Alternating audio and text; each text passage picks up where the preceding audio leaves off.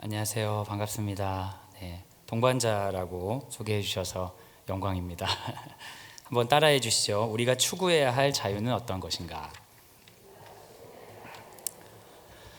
예수 안에 자유가 있음을 믿으십니까? 네, 아멘이세요. 어떤 자유가 있을까요?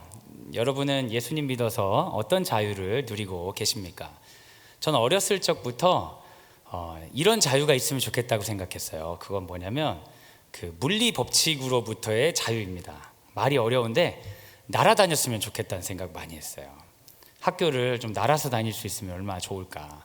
내가 원하면 어떤 신호나 사인을 탁 보내면 내가 다른 공간에 탁 갈 수 있는 그런 자유가 있으면 얼마나 좋을까, 그런 생각을 했습니다. 그런데 예수님 믿는 사람들 중에 물리적인 그 법칙으로부터 자유로운 분들을 보지는 못한 것 같아요. 그 자유는 아닐 수 있겠다.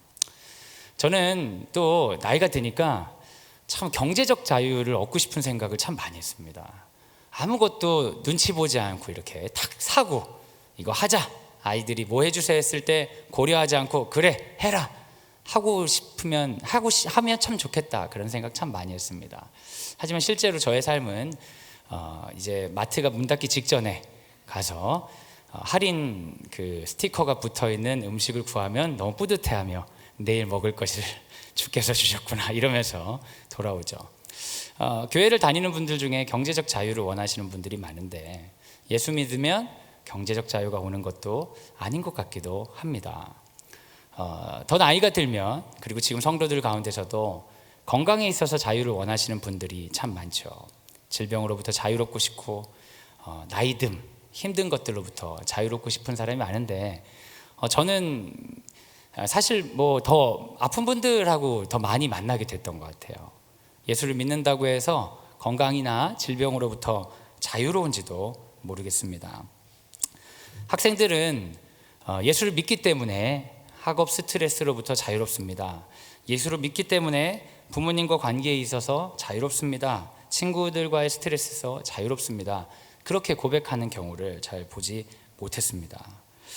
그러면 여러분, 분명히 여러분께서 예수님을 믿어서 예수 안에 자유가 있음을 믿으십니까? 라고 했을 때 여러분 아멘이라고 대답하셨는데 도대체 뭐가 자유로우십니까?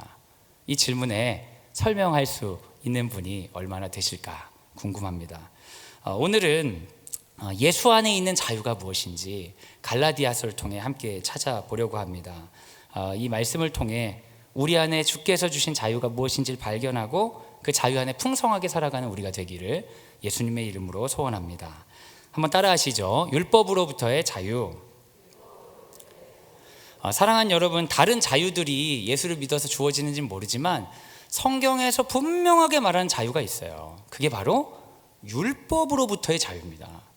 예수 믿어서 내가 자유로워졌습니다. 그럼 뭐로부터 자유로워지셨나요? 물어보면 난 율법으로부터 자유로워졌습니다 라고 말씀하시면 됩니다. 근데 율법은 뭐냐? 나를 정죄하는 수많은 가르침들이에요.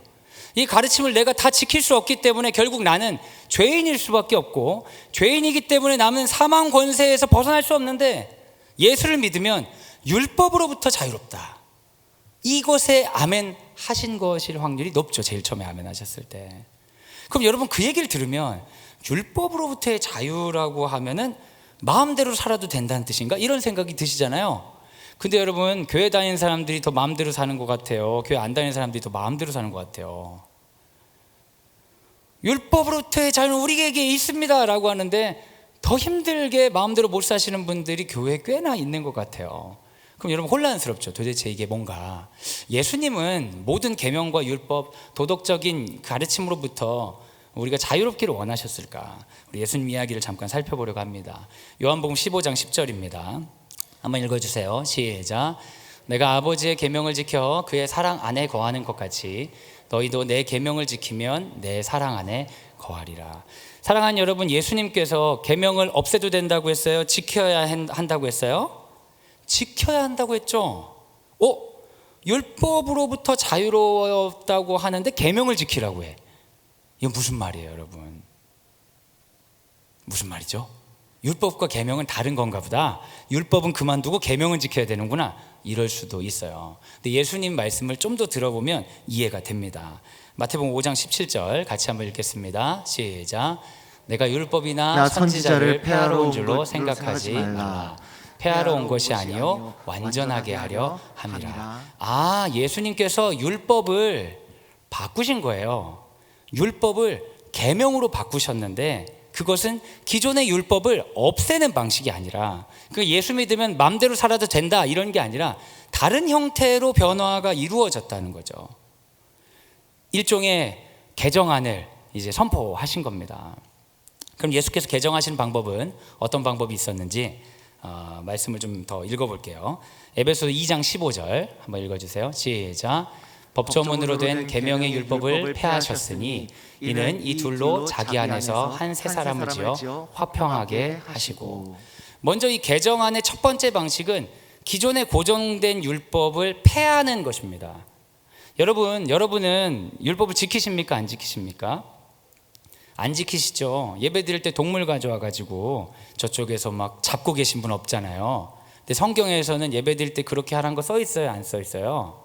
써 있어요. 그런데 우리는 해요? 안 해요? 안 해요. 그리고 제가 거룩한 빛 운정교회에서 밥을 안 먹어봤는데, 코로나 기간이라 어떤지 모르겠지만 거룩한 빛 운정교회에서 식사 나올 때 여기 돼지고기가 나와요? 안 나와요? 나와요? 율법을 안 지키시는 거예요. 저는 광성 드림학교라는 기독교 학교에 있는데요, 돼지고기 나올까요? 안 나올까요? 수육이 나오면은 돼지고기를 먹는 사람이 뭐 약간 그럴 수 있는데 착각이 들 정도로 돼지고기를 잘 먹더라고요. 우린 율법을 지켜요? 안 지켜요? 안 지켜요. 먼저 이 율법을 개정하는 방식은 어떤 문화, 어떤 시대에 특정한 방식으로 고정된 것을 했냐 안 했냐, 너 이 행동 했어 안 했어 식으로 물어보는 율법의 계명은 폐했다는 거예요. 그리고 예수님이 그러면 이렇게 생각할 수 있죠. 아, 율법을 대충 좀 없애는 쪽으로 하셨나? 근데 여러분, 예수님이 율법을 엄청 강화하신 부분도 있어요. 마태복음 5장 21절에서 22절인데요. 같이 한번 읽어주세요. 시작. 옛 사람에게 말한 바 살인하지 말라. 누구든지 살인하면 심판을 받게 되리라 하였다는 것을 너희가 들었으나 나는 너희에게 이르노니 형제에게 노하는 자마다 심판을 받게 되고 형제를 대하여 나가라 하는 자는 공회에 잡혀가게 되고 미련한 놈이라 하는 자는 지옥불에 들어가게 되리라. 예수님이 율법을 그냥 낮추신 게 아니라 강화하신 부분도 있는데, 형제에게 살인하면 심판받는다고 했는데 살인이 아니라 형제를 보고 나쁜 마음만 품어도 욕만 해도 넌 지옥불에 떨어져야 된다고 예수님 말씀하셨다는 거예요. 율법이 개정이 되긴 개정이 됐는데 돼지고기 안 먹고 이런 거는 됐는데 더 강화한 것도 있네? 그럼 여러분 율법이 어떻게 된 거예요? 뭘 지키고 뭘 안 지켜야 되는 거예요? 근데 개정된 율법을 보니까 여러분 오히려 약한 것 같아요? 강한 것 같아요? 이 뒤에는 어떤 게 있냐면요, 간음하면 심판받는다고 했는데 너 간음한 게 아니라 다른 사람을 보고 성적인 욕구만 느껴도 넌 간음이다, 이런 구절도 있어요. 예수님이. 우린 다 간음한 거잖아요. 여러분 텔레비 드라마 같은 거 좋아하시잖아요. 괜찮은 이 배우들이 나와가지고 멋있다, 다 간음이 다 간음. 예쁜 여가수들이 춤출 때면 그냥 남편들이 호호 다 간음이라고, 다 간음이라고. 예수님의 계명이 도대체 어떻게 이해될지 모를 수 있어요. 근데 여러분, 이 개정의 방향은 원래 처음의 방식으로 바꾼 거예요. 가장 처음에 하나님께서 우리에게 주셨던 방법이 있는데 그 방법이 강한 율법 때문에 어지러졌다가 예수님이 다시 그 방법을 가르쳐 주신 거예요. 여기 중요한 게 있습니다. 기존의 율법은 행위를 했느냐 안 했느냐 이런 법처럼 바라보았다면, 예수님께서 우리에게 요구하시는 계명은 인생의 길입니다.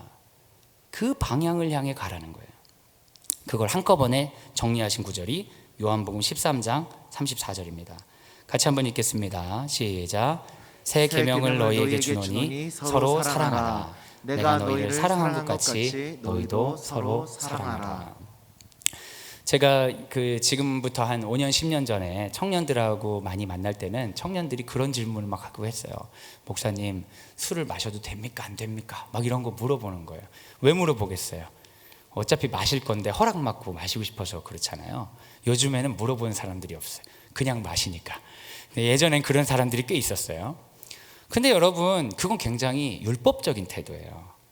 어떤 행동을 하느냐 마느냐로 주께서 보지 않으신다는 거예요. 너의 삶의 길이 어느 방향이냐? 사랑을 향하여 가고 있는 방향이냐? 아니면 사랑으로부터 벗어나는 길이냐? 그걸로 판단하시겠다는 거예요. 네가 계명을 지켜야 내 안에 있는 건데, 그 계명은 뭐냐면 이 행동 했느냐 안 했느냐 이런 구체적인 것들이 아니라 네 삶의 방향이 하나님 기뻐하시는 사랑으로 가느냐 아니냐라는 거예요. 사람들은 행동으로 이거 했느냐 안 했느냐 보니까 교회 열심히 다니고 헌금도 하고 뭐 주일 정수도 하고 목장도 하고 이러면 이 사람이 예수 안에서 자유 있는 사람이라고 보일 수 있으나, 그러나 율법 외에 진짜 주의 새 계명으로 봤을 때 그가 사랑의 길로 가지 않는다면 너무나 아쉽게도 그는 주 안에 속해 있는 자가 아닌 것이에요. 오히려 어떤 자는 행동으로 이런 거를 판단했을 때 모자라 보일 수 있지만 그가 사랑의 길 안에 있다면 그는 주 안에 있는 것이에요. 예수께서 뭘 요구하시는지 아시겠습니까? 기존에는 법령, 어떤 법을 보고 이걸 했냐 안 했느냐를 가지고 판단하는 그런 오해가 있었다면, 이제는 너희가 예수 안에 있는지 아닌지로 판단하겠다는 거예요. 사랑하는 여러분, 우리가 돌아봐야 될 게 있어요. 내가 나쁜 짓이 뭐 했었지? 착한 건 뭐 했었지? 수련회 같은 데 가가지고 회개합시다 그러면 나쁜 게 뭐가 있는지 생각하고 이러는 게 중요한 게 아니라는 거예요. 정말 중요한 건 내 인생의 길이 예수 안에 있느냐, 예수께서 기뻐하신 길 위에 서 있고 사랑을 추구하고 갈망하는 길 위에 서 있느냐, 아니면 다른 것을 바라보고 있느냐. 율법을 다 지켜도 다른 걸 바라보는 사람들은 뭐라고 소리를 듣는 거예요? 독사의 자식들아, 너희가 언제 심판을 피하라고 했더냐. 수많은 종교 지도자들에게 예수께서 다 하셨던 말씀이 우리에게도 그대로 적용될 수 있는 거예요. 그럼 이쯤 되면 자유롭고 주체적으로 사랑하며 살면 되니까 율법은 필요가 없겠네 이렇게 생각할 수 있잖아요. 근데 그렇지 않아요. 여러분, 자유롭고 주체적으로 산다는 말이 얼마나 추상적입니까? 뭔 소리인지 들으시겠어요? 자, 오늘부터 자유롭고 주체적으로 살아가십시오. 아무도 뭘 해야 될지 모르잖아요. 그럴 때는 어떻게 해야 돼요? 율법을 보면서, 구약에서부터 있었던 이야기들 보면서, 하나님과 그의 백성들이 했던 일들을 보면서 따라해 가면서 하나님 기뻐하시는 자유롭고 주체적인 사랑의 삶이 이거인 거나 배우는 거예요. 그래서 율법을 뭐라고 하냐면 초등학교 선생님이다 이런 거예요. 우리는 항상 율법의 도움을 받아야 돼. 항상 말씀과 함께 있어야 돼. 그런데 말씀이 우리 위에 있는 건 아니에요. 율법 아래 gat이면 안 되는 거죠. 이것은 초등교사처럼 부족한 우리와 함께 동반하고 우리를 도와주는 것이지, 우리는 이것과 함께 자유롭게 살아가며 사는 그 삶에 초청받아야 초청받은 것입니다. 갈라디아서 3장 24절 25절 같이 한번 읽겠습니다. 시작. 이같이 율법이 우리를 그리스도께로 인도하는 초등교사가 되어 우리로 하여금 믿음으로 말미암아 의롭다함을 얻게 하려 함이라. 믿음이 온 후로는 우리가 초등교사 아래에 있지 아니하도다. 제가 학교 교사입니다. 초등학교도 가르치니까 저도 초등교사라고 할 수 있는데요. 졸업식에 한 친구가, 남학생이 정말 많이 까불는 친구였어요. 힘들게 많이 했던 친구인데 저한테 다가와서 그러더라고요. 이제 졸업한다고 상당히 건방지게 제 어깨에 손을 얹으면서 목사님 수고하셨어요 이러면서 얘기하는 거예요. 그 친구가 중학교 때 졸업할 때 했던 얘기인데, 초등학교 3학년 때 목사님이 저한테 엄청 혼낸 거 제가 기억하고 있습니다 이러더라고요. 제가 깜짝 놀랐어요.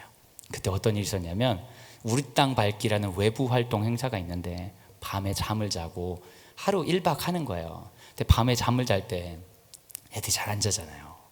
그러면 엄청 이제 무섭게 자야 된다, 안 자면 혼난다 해가지고 얼차례 비슷하게 나와가지고 앉았다 일어났다 시키고 막 이렇게 재우는데 얘가 안 자는 거예요.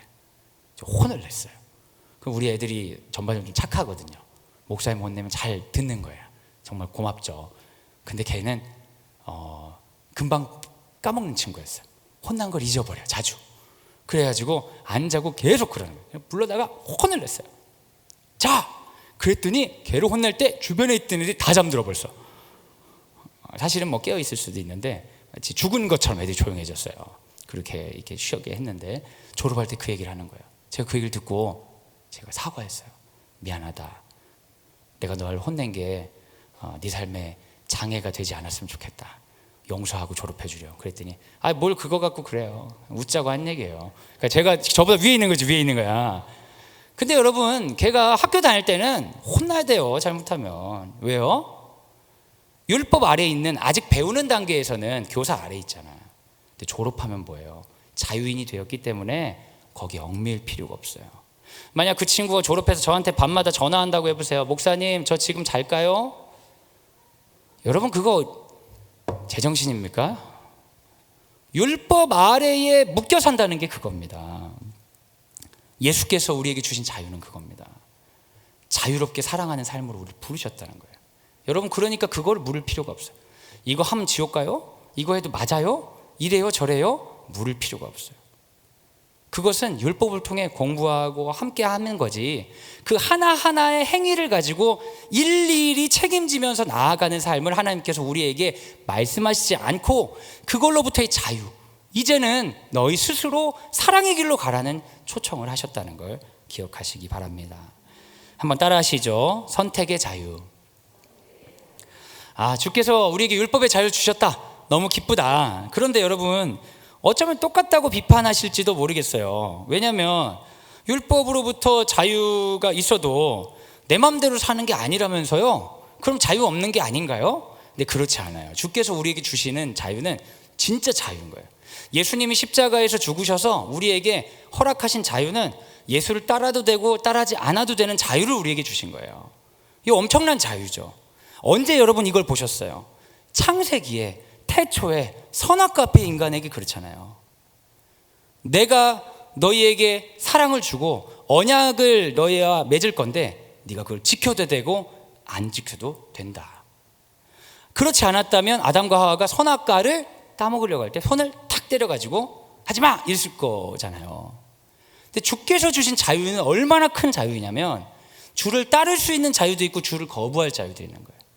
그런데 여러분, 이 자유가 이렇게 주어졌는데 주를 따르는 자들에게 누려지는 복과 주를 따르지 않는 자들에게 있는 심판이 있기 때문에 주께서 이쪽으로 오라고 하시는 거죠. 자유가 없는 게 아닙니다. 갈라디아서 5장 13절 한번 읽겠습니다. 시작. 형제들아, 너희가 자유를 위하여 부르심을 입었으나 그러나 그 자유로 육체의 기회를 삼지 말고 오직 사랑으로 서로 종노릇하라. 여러분, 이 말씀 한번 다시 띄워주시겠어요? 자유를 위하여 부르심을 입었다. 이것은 예수 그리스도의 십자가의 은혜를 받았다는 거예요? 안 받았다는 거예요? 받았다. 너희가 다 예수의 십자가 은혜로 받았다. 그런데 받은 사람 중에 선택할 수 있으니 어떤 이는 이 자유를 육체의 기회로 삼기도 하고 어떤 이는 이 자유를 사랑하는 걸로 쓰기도 한다. 그러니까 여러분, 예수 믿으니까 착한 사람 말 돼요? 안 돼요? 안 돼요. 왜요? 자유를 받은 사람 중에 그걸 가지고 육체의 기회를 삼는 사람이 있다고 성경에 써 있어요? 안 써 있어요? 있다고요. 우리에게 자유는 주어졌습니다. 예수님이 우리에게 구원을 약속하셨어요. 그 구원은 어떤 일이 있어도 흔들리지 않습니다. 내가 아무리 죄를 짓는다고 해도 주께서 하신 십자가 사건이 취소될 일이 없어요. 어떠한 영적인 존재든지 어떠한 권세도 주께서 하신 십자가 사건을 취소시킬 수는 없습니다. 그러나 그 길에 내가 안 들어갈 수는 있다는 거예요. 그러니까 여러분, 예수님으로부터 받은 구원이 취소될까 두려워하실 필요는 전혀 없어요. 하지만 내가 그 길로부터 벗어날 것에 대해서는 두려워하고 회개하셔야 돼요.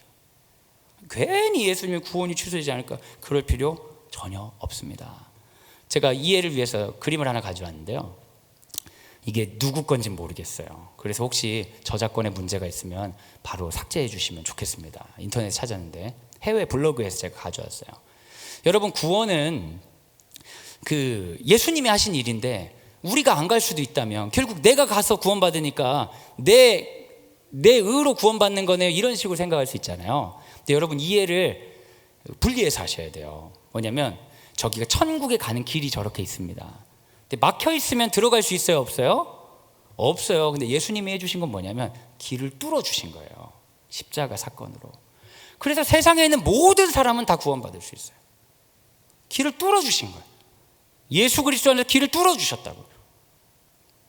그런데 저기 보면 아저씨가 여러 가지 짐을 가득 들고 있어서 이 십자가 문을 들어갈 수 있어요, 없어요?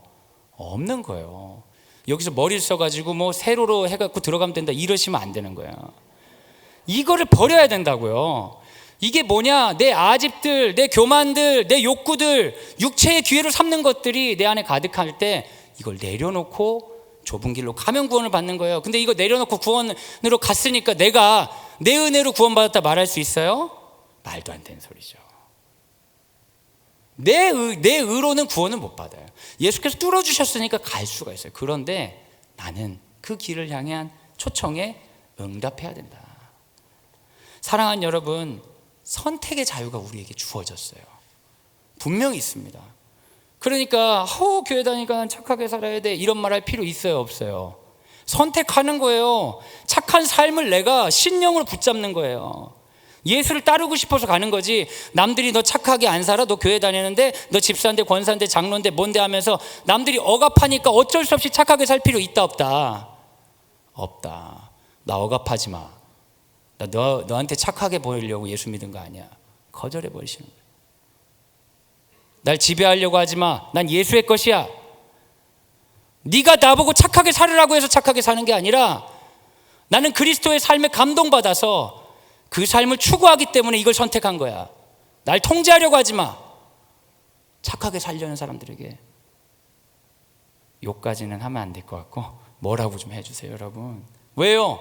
우리 선택의 자유가 있으니까요. 지옥 갈까 봐 무서워서 예수 믿는 게 아니기 때문입니다. 우리가 그 은혜를 갈망하고 기뻐하기 때문에 선택했기 때문입니다. 그 자부심으로 선한 일을 선택하십시오. 남들 눈치 봐서 선택하지 마세요. 예수님의 삶 때문에 선택하세요. 그때 약속하신 주님의 은혜를 받아볼 수 있습니다. 갈라디아서 5장 19절에서 21절 한번 읽겠습니다. 시작.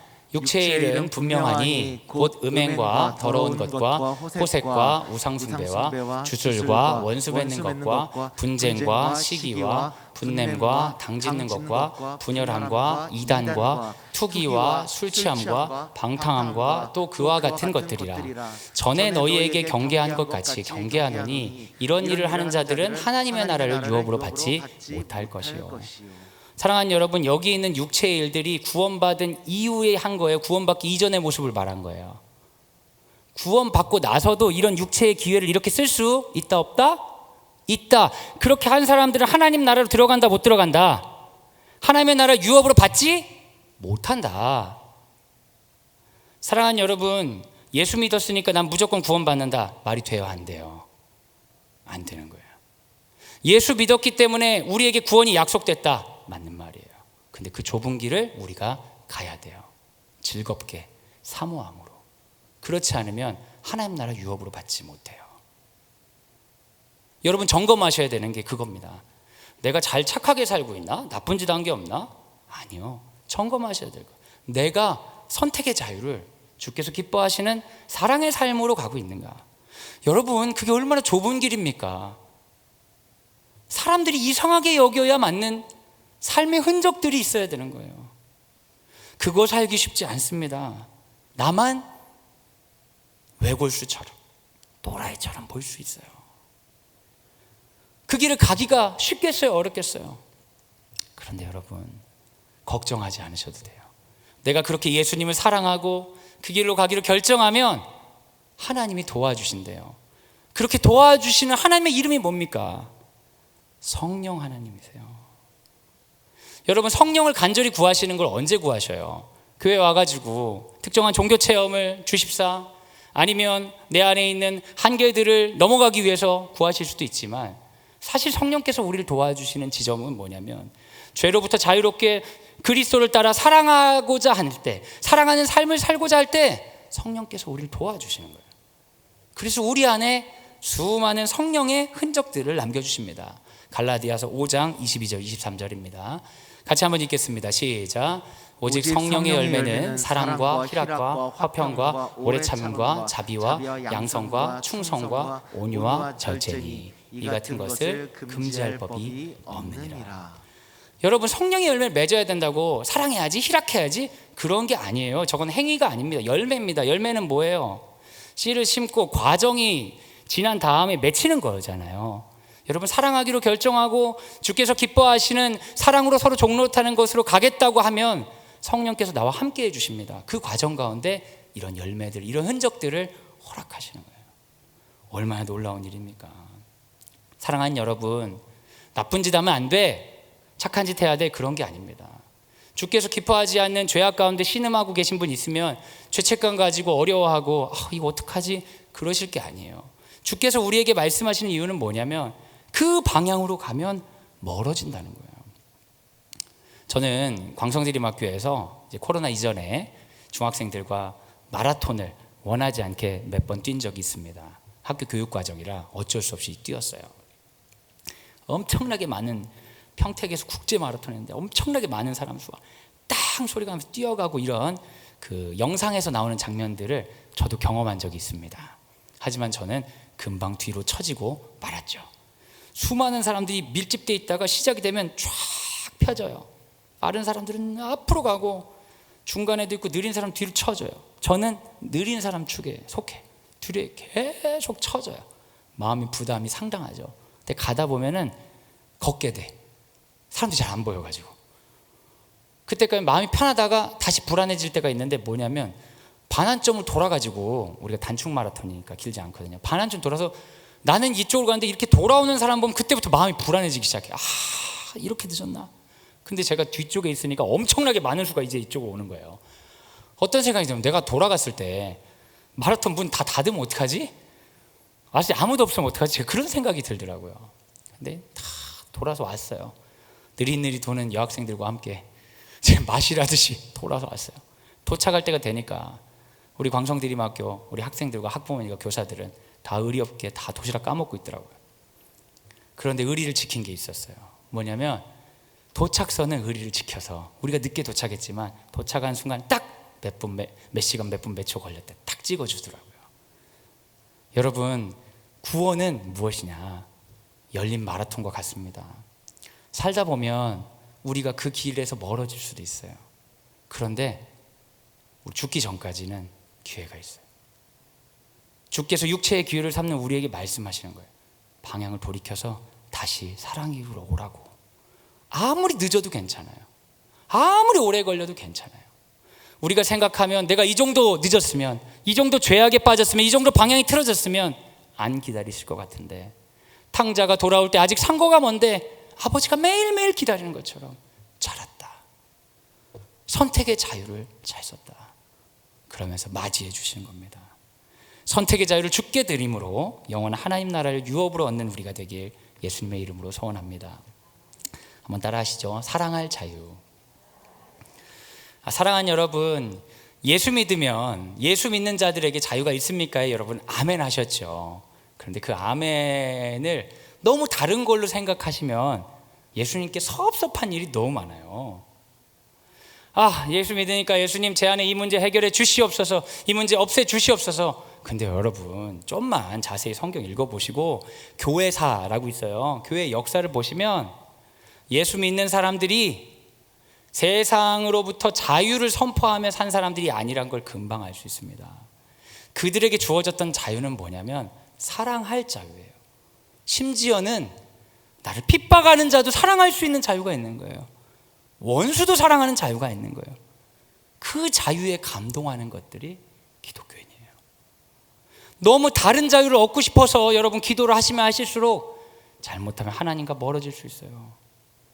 왜냐하면 하나님은 우리에게 엄청나게 많은 자기 아들을 통해 자유를 주셨기 때문에, 세상의 권세와 세상의 눈치와 세상의 이야기들로부터 자유롭게 사랑할 수 있는 능력을 우리에게 주셨기 때문에, 이미 많이 줬는데 너는 그리스도가 아니라 신이 되고 싶구나, 이런 평가를 받을지도 모릅니다. 그런데 여러분, 이 길을 가려면 전제 조건이 있어요. 뭐냐면 예수 그리스도의 십자가의 삶에 감동을 받아야 돼요. 예수님이 십자가에 죽으셨잖아요. 거기에 감동을 받아야 돼요. 주로 여러분 어떤 사람에게 감동 받으세요?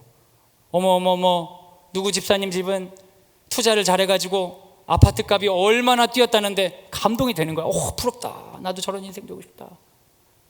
야야야, 저기는 어느 강남에 유명한 데 가가지고 플라스틱 서저리를 했는데 얼굴이 엄청 이뻐졌다는데 부럽다.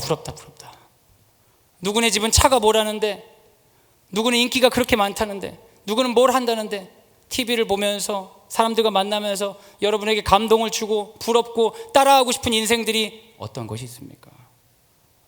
근데 그리스도인들은 어떤 사람이냐면 그런 것들에 감동하는 사람이 아니라 하나님의 아들이면 세상의 높은 것들 중에 가장 높은 분인데 그 높은 분이 선택한 삶이 가장 낮은 나 같은 죄인을 위해 죽는 삶이라니, 감동. 나 저렇게 살고 싶다. 근데 여러분, 놀라운 사실은 뭔지 아세요? 하나님이 우리가 그렇게 부러워하는 부자들을 부활시키신 적이 없어요. 하나님이 우리가 그렇게 부러워하는 잘생기고 인기 많고 자식 잘 되고 부러운 그 사람들을 부활시킨 적이 없어요. 하나님 누굴 부활시키시냐? 가장 높은 사람이지만 가장 낮은 사람을 위해 자기 목숨을 걸어 사랑한, 십자가에서 죽어간 그 예수를 부활시킴으로 내가 원하는 삶이 이거다 라고 우리에게 가르쳐 주셨어요. 거기에 감동하는 거예요. 하나님 기뻐하시는 삶이 이거구나. 그걸 선택하는 거죠. 남들이 뭐라고 해도 난 이 믿음의 길을 가겠다. 사랑하는 여러분, 그 사랑할 자유가 우리에게 있습니다. 여러분, 이거 많은 사람들이 알고 모두 다 따라올 수 있는 넓은 길입니까? 좁은 길입니까? 좁은 길이죠. 교회를 다니는 건 넓은 길일 수 있습니다. 그러나 예수의 인생에 감동받아서 그 삶을 따라가고자 하는 길은 좁은 길일 수 있습니다. 혹시라도 여러분 안에 자유가 없으시다면, 내가 예수를 믿는데 자유가 없으시다면 그리스도의 십자가를 더욱 묵상하셔야 됩니다. 십자가에 죽은 그 예수가 너무 멋지게 보여야 되는 거예요. 이럴 수가, 말도 안 돼, 저런 삶을 살 수 있다니. 그렇게 십자가에 있는 예수가 내 삶의 소원이 되고 내 삶의 주인이 되면 주인이 될수록 우리 인생은 수많은 다른 사람들의 평가로부터 자유롭게 됩니다. 하나님은 우리에게 인생의 결과를 약속하지 않으셨어요. 왜요? 인생의 결과는 누구 거예요? 하나님 거예요. 내가 예상한 대로 다 되지 않는 게 피조물의 당연한 방식입니다. 하지만 하나님께서 우리에게 약속하신 게 있어요. 그게 뭐냐면 인생의 결과가 아니라 인생을 어떻게 살아가야 되는지 길을 가르쳐 주셨어요. 그 길이 뭐예요? 사랑하며 살겠습니다. 사랑할 수 있는 자유, 그 길을 선택할 때 우리 안에 기존에 느끼지 못했던 성령의 동행과 성령께서 우리에게 주신 흔적들이 충만하게 넘칠 것을 믿습니다. 교회가 참 위기입니다. 코로나 시국이기도 하고 이 좁은 길을 교회가 가르쳐야 되는데 가르치기가 쉽지 않아요.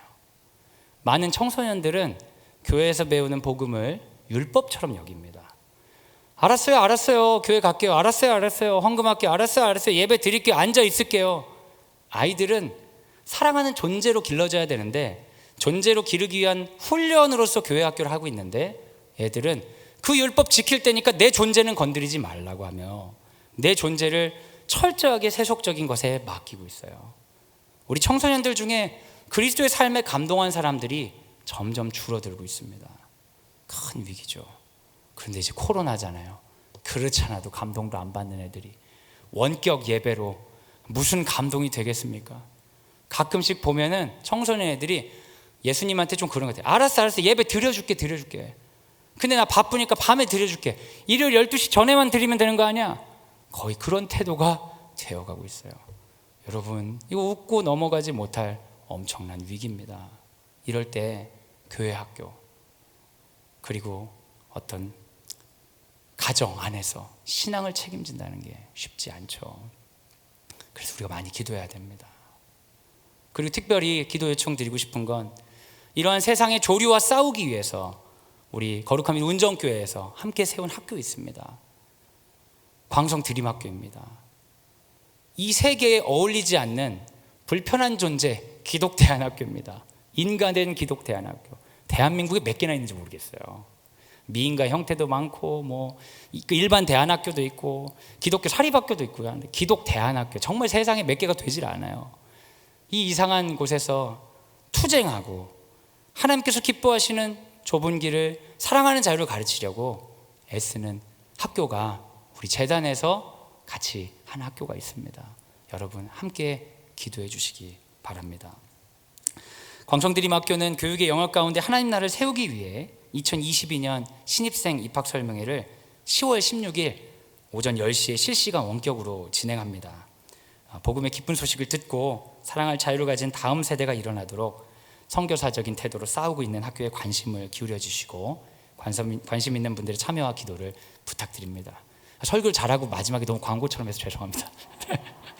같이 기도하겠습니다. 하나님, 복음의 능력으로 우리는 자유합니다. 아멘입니다. 우리는 어떠한 정죄에도 불구하고 사랑할 자유가 있습니다. 이 복음의 능력이 우리 가운데 넘칠 수 있도록 성령님 인도하여 주시옵소서. 이 복음의 능력이 다음 세대들에게 전해질 수 있도록 성령님 인도하여 주시옵소서. 특별히 원하는 것은 이 복음의 능력이 멈추지 않고 이 세계 가운데 흘러가 자유를 육체의 기회로 삼지 말고 서로 사랑으로 종노릇하는 우리 교회 될 수 있도록 인도하여 주시옵소서. 우리 교회 학교 될 수 있도록 인도하여 주시옵소서. 우리 광성드림학교 될 수 있도록 인도하여 주시옵소서. 우리를 너무 사랑하셔서 참 자유를 허락하신 예수님의 이름으로 기도하옵나이다.